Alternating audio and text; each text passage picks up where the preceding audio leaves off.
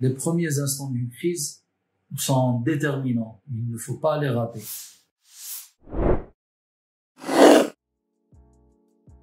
Mohamed Sherif Amqaran, auteur, formateur et stratège de communication. Vous pouvez consulter mon site web sherif-amqaran.com pour plus d'informations. C'est la communication qui permet à l'organisation de s'adapter à une situation très particulière. Donc, il y a une désorganisation par rapport au fonctionnement habituel. Il y a de nouvelles parties prenantes et il y a de nouvelles exigences par rapport aux parties prenantes habituelles. Donc, pour faire converger les efforts, pour répondre aux demandes, pour organiser le flux d'informations, pour recueillir l'information par rapport à ce qui se passe sur le terrain, tout ça a besoin d'une organisation spécifique. Et c'est ce que la communication de crise doit jouer comme rôle. La communication de crise s'organise d'une manière schématique, en trois phases. Il y a avant la crise, pendant la crise et après la crise. Avant, il faut anticiper, donc il faut former, il faut constituer une cellule de crise, il faut préparer des scénarios, il faut s'assurer de disposer de toutes les compétences, etc. En ce qui concerne l'anticipation aussi, la première phase, le but aussi, c'est d'éviter d'aller en situation de crise. Pendant la crise, il faut piloter. Quand je dis piloter, c'est être sensible aux fluctuations et aux changements au niveau de l'environnement et chez les parties prenantes. Donc, il faut être capable d'avoir cette flexibilité, cette capacité d'adaptation. Après la crise, c'est le temps de l'apprentissage.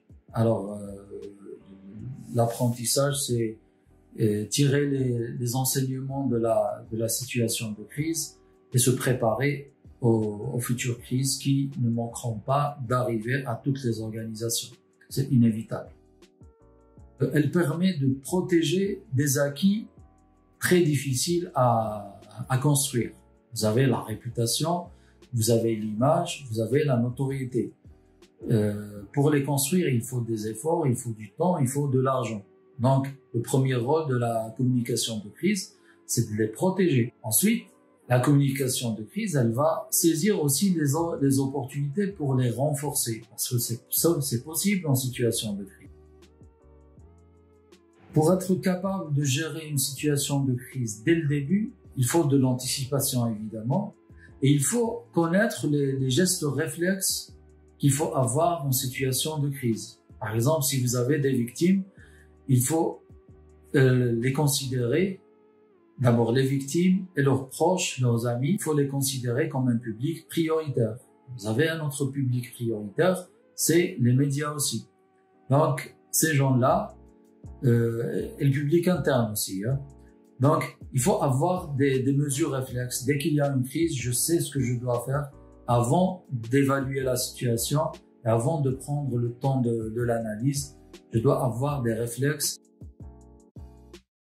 Alors, je n'ai pas géré de situation de crise récemment. Durant l'année 2020, j'ai eu à gérer quelques situations sensibles qui n'ont pas débouché sur des situations de crise. Donc, je m'en réjouis parce que le but de la gestion de crise, c'est d'éviter d'aller en crise.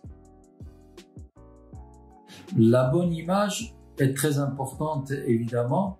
Il faut la conserver. Ça fait partie des enjeux majeur d'une situation de crise, mais ce n'est pas le seul enjeu. Il y a aussi des enjeux opérationnels, par exemple protéger les victimes ou protéger le patrimoine matériel de l'organisation ou protéger l'environnement. Ça fait partie des enjeux. Pour s'entraîner à une situation de crise, donc anticiper, évidemment, il faut organiser des exercices de simulation.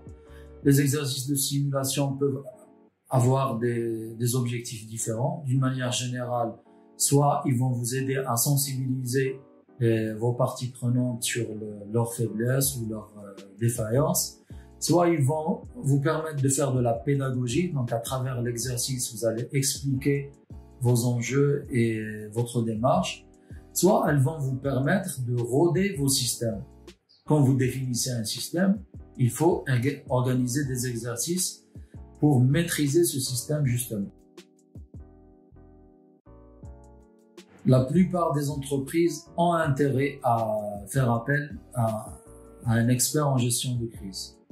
Ne serait-ce que pour avoir un regard externe, pour avoir de l'expertise. Généralement, un gestionnaire de crise a une certaine expérience et donc il a une capacité d'analyse plus large.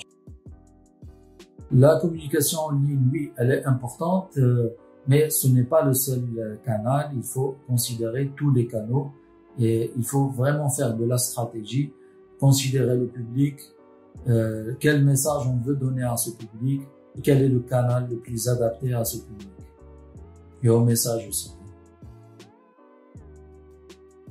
Alors écouter les clients, c'est bien, mais encore une fois, ce n'est pas suffisant. Il y a des crises qui viennent qu'on peut détecter à travers l'écoute de sa clientèle, son public, mais il y a d'autres crises qui sont difficiles à anticiper. Il y a des crises qui viennent de l'extérieur. D'ailleurs, nous sommes en train de vivre une crise qui nous vient de la Chine. Il s'agit bien sûr du Covid-19.